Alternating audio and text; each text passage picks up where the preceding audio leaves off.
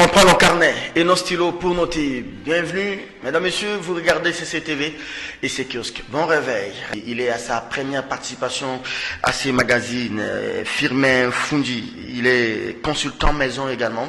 Il participe pour la première fois à ces magazines. Firmin, bonjour. Bonjour. Bienvenue. Hein. Merci. Vous regardez kiosque? Oui, régulièrement. Très régulièrement. Qu'est-ce qui vous intéresse à kiosque? C'est que ce sont des sujets neutres. Ce sont des sujets qui n'ont pas de couleur politique. Ce sont des sujets qui embrassent ou brossent tous les secteurs de la vie nationale. C'est ce qui est plus intéressant. Pas seulement pour moi, mais pour toute la population congolaise. Très bien, merci à vous.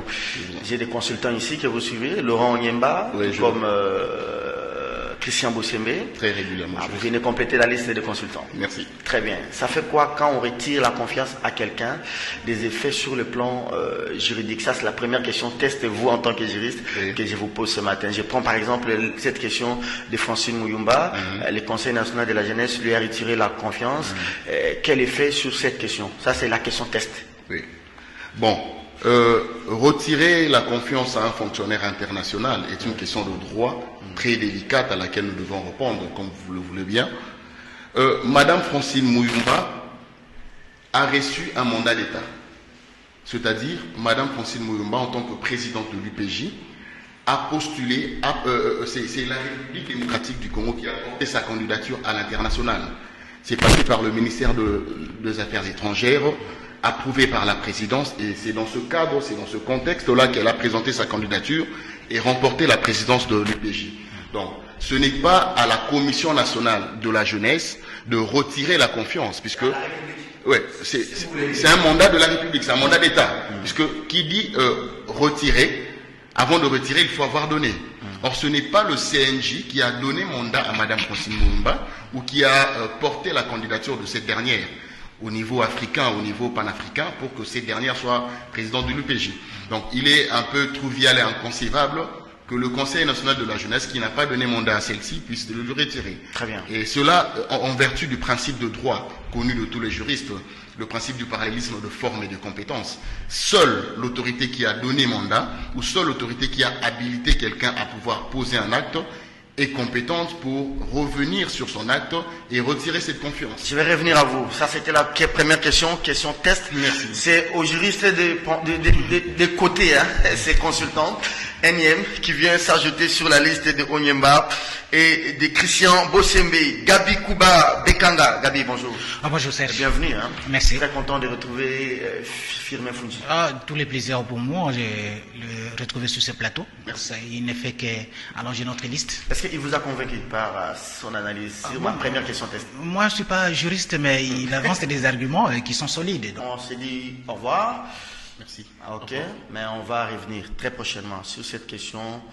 Parlement des jeunes, révocation, ne pas révocation. J'espère que vous avez convaincu les téléspectateurs qui vous ont suivi pour la première fois.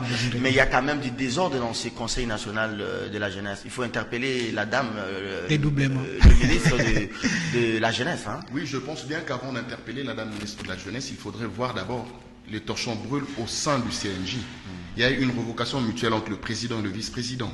Le président qui a révoqué le vice-président et le vice-président qui l'a fait à son tour.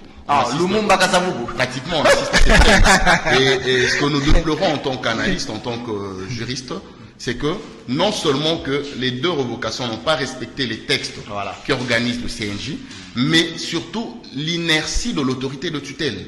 C'est-à-dire la ministre de la Jeunesse qui assiste à ce désordre organisé au sein du CNJ fait un peu... La sourde oreille. Fait la sourde oreille. Elle laisse pourrir la situation. Correctement. Donc, au lieu de vouloir régler le problème au niveau africain, en s'attaquant à la personne de Francine Muyumba, c'est mieux de pouvoir régler le problème interne. Le torchon brûle au sein du CNJ. Donc, j'appelle donc Madame la ministre à prendre ses responsabilités en convoquant l'Assemblée générale extraordinaire et régler la question de la jeunesse. Et taire cette affaire, ça sera mieux. Merci beaucoup. Vous faites partie de cette jeunesse-là? Bon, mais je ne vous demande pas de combattre. Vous faites partie de cette jeunesse. Oui. Donc c'est une question qui vous concerne. C'est une question qui nous concerne malheureusement, la gestion des structures de jeunes. C'est limite seulement au niveau de la Gombe. C'est entre les responsables. Vous voyez. 9h30. Votre jeunesse, c'est l'équitable. C'est pas seulement au niveau de la Gombe, même sur la scène internationale africaine. Mais la scène internationale africaine, chez moi, à Kingabwa par exemple, quel est ce jeune qui est concerné par le Conseil national des jeunes ou bien par les parlementaires? Quel est le travail? Non, ce n'est pas seulement le Conseil national des jeunes qui est une structure. Il y a des conseils provinciaux, il y a des conseils territoriaux. Non, question de vous intéresser pour voir. Pas seulement des actions folkloriques à travers les médias, des réunions, des marches et des santé, tout ça. Des vrais problèmes de jeunes, l'éducation, des vrais problèmes de jeunes, l'emploi. Vous avez par exemple un projet. Vous me rejoignez. Vous me rejoignez lorsque je dis que. Proyen. Combien d'emplois ont été créés en faveur des jeunes? Oui, mais vous me rejoignez lorsque je dis que le président du CNJ, au lieu de s'attaquer aux vrais problèmes, au lieu de faire un vrai plaidoyer. S'il vous plaît. Non, s'il vous plaît. Mais je dis, au lieu de faire un vrai plaidoyer, puisque c'est ça la mission que lui a attribué l'arrêté portant réorganisation de cette structure. C'est-à-dire. S'il vous plaît. Non, non. 9h30. Il n'est même pas créateur d'emploi. Ouais. Il n'est même pas créateur d'emploi. Merci beaucoup. Il est là pour le plaidoyer, justement. C'est ce qu'il ne fait pas au lieu de pouvoir s'attaquer à Gabi, notre autorité. On se retrouve les jeudis prochains pour les kiosques économiques. Allez, merci beaucoup à Firmin pour votre première. J'espère que ce n'est pas la dernière participation. Merci. 9h30, madame, monsieur, faites-nous des messages sur la journée du 3 mai. C'est notre journée. Nous réfléchissons sur ça. Ce n'est pas le 8 mars où on vient mettre l'épargne. Mais non, nous réfléchissons sur l'enjeu et sur l'avenir même de cette profession. Nous allons partir demain. Nous allons léguer cette profession à qui? Entre quelles mains?